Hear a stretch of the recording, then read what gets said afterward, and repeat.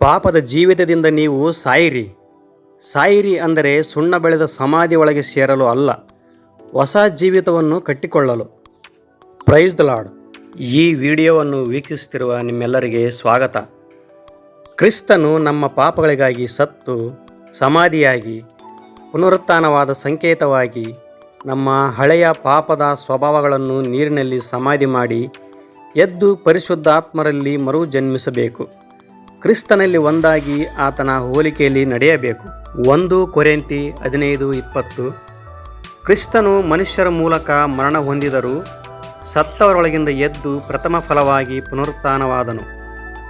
ಆದಾಮನಿಂದ ಎಲ್ಲರೂ ಹೇಗೆ ಸಾಯುವರಾದರೋ ಅದೇ ಪ್ರಕಾರ ಯೇಸು ಕ್ರಿಸ್ತನಿಂದ ಎಲ್ಲರೂ ಬದುಕುವರಾದರು. ಕ್ರಿಸ್ತನಿಂದ ನಮಗೆ ದೊರೆತದ್ದು ಬದುಕುವ ಜೀವಿತ. 1 ಕೊರಿಂಥಿ 15:45. ಮೊದಲನೆಯ ಮನುಷ್ಯನಾದ ಆದಾಮನು ಬದುಕುವ ಪ್ರಾಣಿಯಾದನೆಂದು ಬರೆದಿದೆಯಲ್ಲ. ಕಡೆಯ ಆದಾಮನೋ ಬದುಕಿಸುವ ಆತ್ಮನು. ಕಡೆಯ ಆದಾಮನು ಕೊಡುವ ಬದುಕಿಗಾಗಿ ಪಾಪದ ಜೀವಿತದಿಂದ ನೀವು ಸಾಯಬೇಕು. ಗೋಧಿಯ ಕಾಳು ತಾನು ಸಾಯದಿದ್ದರೆ ಅದು ಒಂಟಿಯೇ ಅಲ್ಲವೇ? ನೀವು ಕ್ರಿಸ್ತನಲ್ಲಿ ಒಂದಾಗಬೇಕಾದರೆ ದೇವರ ಆಜ್ಞೆಗಳಿಗೆ ವಿರೋಧವಾಗಿ ನಡೆಯಬೇಡಿ. ನಿಮ್ಮ ಅಹಂಕಾರಗಳನ್ನು ಧ್ವಂಸ ಮಾಡಿ ಕ್ರಿಸ್ತನ ಆಲೋಚನೆಗೆ ವಿಧೇಯರಾಗಿ. ನಾವು ಜೀವಿಸುವ ಭೂಲೋಕದಲ್ಲಿ ಅನೇಕ ಶ್ರಮಗಳುಂಟು, ಅನೇಕ ಹೋರಾಟಗಳೂ ಉಂಟು. ಬದುಕಲ್ಲಿ ಏಳು ಬೀಳುಗಳು ಸಹಜವಾಗಿ ಎದುರಾಗುವವು. ನಿನ್ನ ಕುಟುಂಬಗಳಿಂದಲೂ, ಸ್ನೇಹಿತರಿಂದಲೂ, ಜೊತೆ ಕೆಲಸಗಾರರಿಂದಲೂ, ಬಂಧುಗಳಿಂದಲೂ ತಿರಸ್ಕಾರಗಳಾಗಬಹುದು. ಆದರೆ ಕ್ರಿಸ್ತನಲ್ಲಿ ನಮ್ಮ ತಲೆ ಕೂದಲುಗಳು ಸಹ ಎಣಿಕೆಯಾಗಿವೆ. ಆತನ ಆಜ್ಞೆ ಇಲ್ಲದೆ ಒಂದು ಕೂದಲು ಸಹ ಬೀಳುವುದಿಲ್ಲ ಎಂದು ಹೇಳಲ್ಪಟ್ಟಿದೆ. ಕರ್ತನಲ್ಲಿಯೂ ಆತನ ಅತ್ಯಧಿಕವಾದ ಶಕ್ತಿಯಲ್ಲಿಯೂ ಬಲಗೊಳ್ಳಿರಿ. 2 ಕೊರಿಂಥಿ 10:3 ಹೇಳಿದಂತೆ, ನಾವು ಲೋಕದಲ್ಲಿದ್ದರೂ ಲೋಕಾನುಸಾರವಾಗಿ ಯುದ್ಧ ಮಾಡುವವರಲ್ಲ. ನಾವು ಉಪಯೋಗಿಸುವ ಆಯುಧಗಳು ಲೋಕದ ಆಯುಧಗಳಲ್ಲ. ಅವು ದೇವರ ಎಣಿಕೆಯಲ್ಲಿ ಬಲವಾಗಿದ್ದು ಕೋಟೆಗಳನ್ನು ಕೆಡವಿ ಹಾಕುವಂಥವುಗಳಾಗಿವೆ ಎಂಬುದು. ಸೈತಾನನ ತಂತ್ರೋಪಾಯಗಳನ್ನು ಎದುರಿಸಲು ದೇವರು ದಯಪಾಲಿಸುವ ಸರ್ವಾಯುಧಗಳನ್ನು ಧರಿಸಿಕೊಳ್ಳಿರಿ.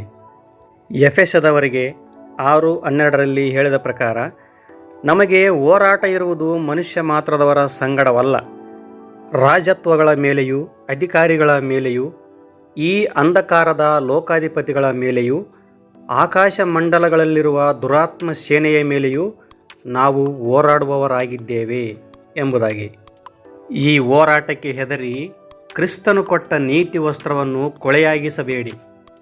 ಈ ಪಾಪದ ಲೋಕದಲ್ಲಿ ಜನರ ಮಧ್ಯೆ ಜೀವಿಸುವುದು ಹೇಗೆ ಎಂದುಕೊಂಡರೂ ಲೋಕವನ್ನು ಬಿಟ್ಟು ಹೋಗಲಾಗದು.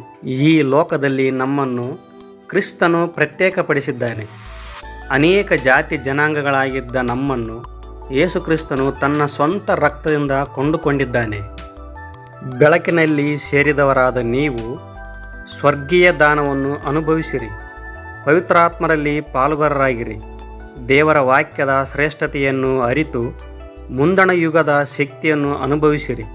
ಹಿಂಜರಿದು ಹೋಗಿ ಪುನಃ ಕ್ರಿಸ್ತನನ್ನು ಶಿಲುಬೆಗೆ ಹಾಕುವವರಾಗಬೇಡಿ. ಕ್ರಿಸ್ತನನ್ನು ಅವಮಾನಪಡಿಸದೆ ದೇವರ ಆಶೀರ್ವಾದವನ್ನು ಹೊಂದಿರಿ. ವೈರಿಗಳನ್ನು ಎದುರಿಸಿರಿ. ಎಫೆಸದವರಿಗೆ 6:14 ಹೇಳಿದಂತೆ, ದೇವರು ಕೊಡುವ ಆಯುಧಗಳನ್ನು ಧರಿಸಿಕೊಳ್ಳಿರಿ. ದೇವರು ಕೊಡುವ ಆಯುಧಗಳು ಯಾವುವು ಅಂದರೆ, ಸತ್ಯವೆಂಬ ನಡುಕಟ್ಟು, ನೀತಿಯೆಂಬ ಎದೆಕವಚ, ಸಿದ್ಧ ಮನಸ್ಸೆಂಬ ಕೆರಗಳು, ನಂಬಿಕೆಯೆಂಬ ಗುರಾಣಿ, ರಕ್ಷಣೆಯೆಂಬ ಶಿರಸ್ತ್ರಾಣ, ದೇವರ ವಾಕ್ಯವೆಂಬ ಕತ್ತಿಯನ್ನು ಹಿಡಿದುಕೊಂಡು ಸಕಲ ವಿಧವಾದ ಪ್ರಾರ್ಥನೆಯಿಂದಲೂ ವಿಜ್ಞಾಪನೆಯಿಂದಲೂ ಪೂರ್ಣ ಸ್ಥಿರಚಿತ್ತರಾಗಿ ದೇವರನ್ನು ಪ್ರಾರ್ಥಿಸಿರಿ. ಆಗ ದೇವರು ದುರ್ಮಾರ್ಗಿಯಾಗಿರುವ ಸೈತಾನನನ್ನು ಎದುರಿಸಲು ಶಕ್ತಿ ಕೊಡುವನು. ದೇವರ ಕಾರ್ಯಗಳನ್ನು ನೋಡುವಿರಿ. ಕೀರ್ತನೆ 91 ಹೇಳಿದಂತೆ, ಅತ್ಯುನ್ನತನಾದ ದೇವರ ಮೊರೆ ಹೊಕ್ಕವನು ಸರ್ವಶಕ್ತನ ಆಶ್ರಯದಲ್ಲಿ ಸುರಕ್ಷಿತನಾಗಿರುವನು ಎಂಬುದಾಗಿ.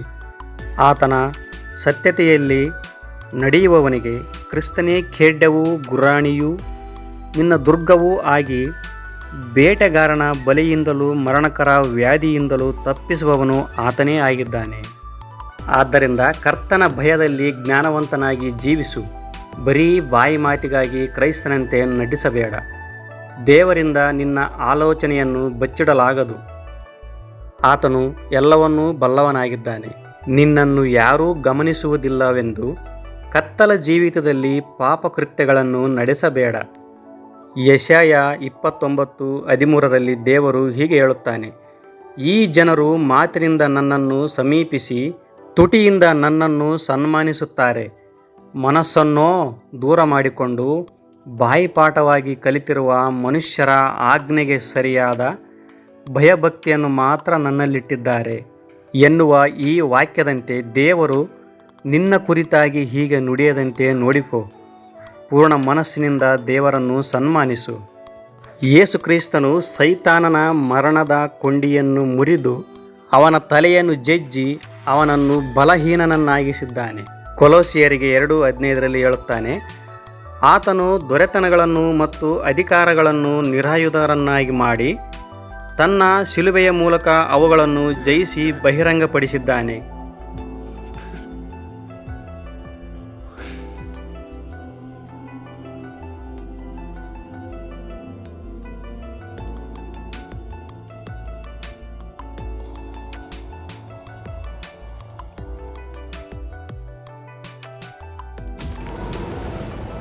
ನಿನ್ನ ಶ್ರಮಕ್ಕೆ ಸರಿಯಾದ ಫಲ ದೊರೆಯಲಿಲ್ಲ ಎಂದು ಚಿಂತಿಸಬೇಡ.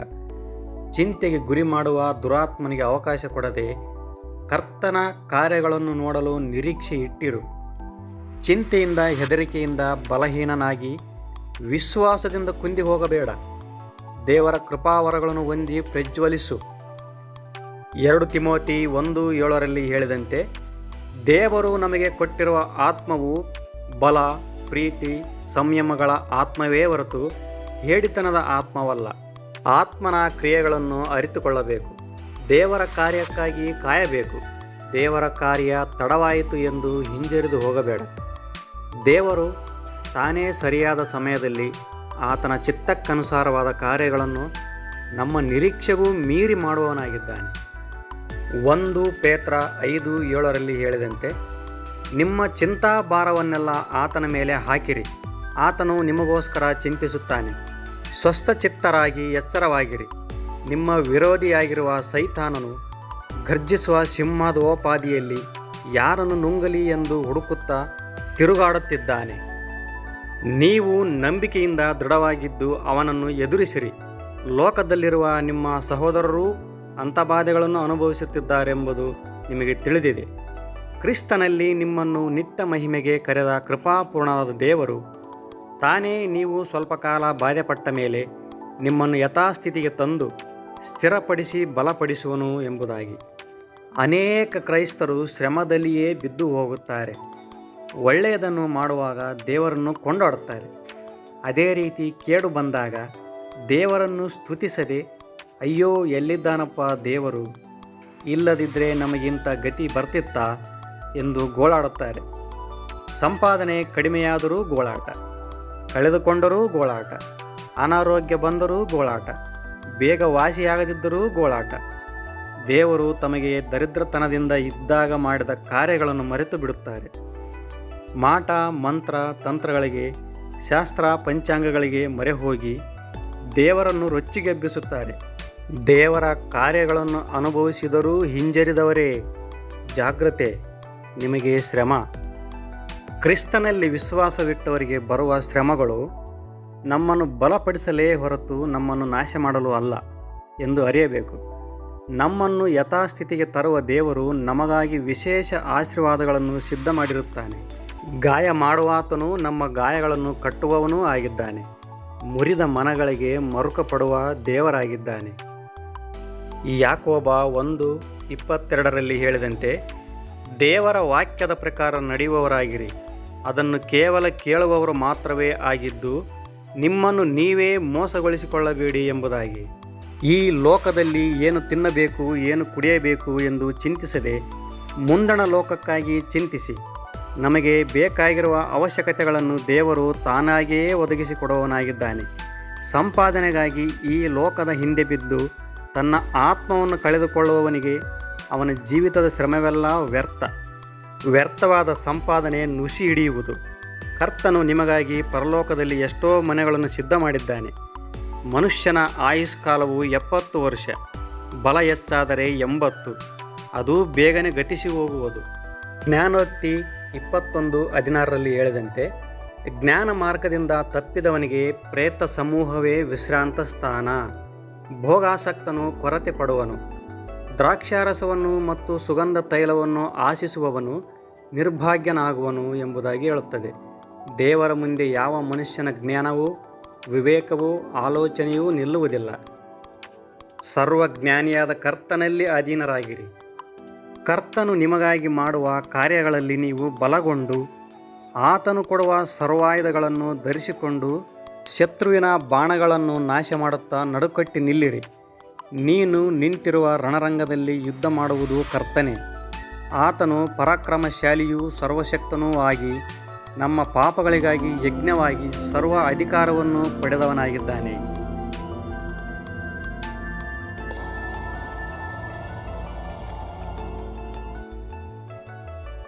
ಹೀಗಿರುವಾಗ ಪರಲೋಕ ಮಾರ್ಗಕ್ಕೆ ಸತ್ತವರೊಳಗಿಂದ ಎದ್ದು ಪ್ರಥಮ ಫಲವಾದ ಕ್ರಿಸ್ತನೇ ಪರಿಷ್ಕಾರ.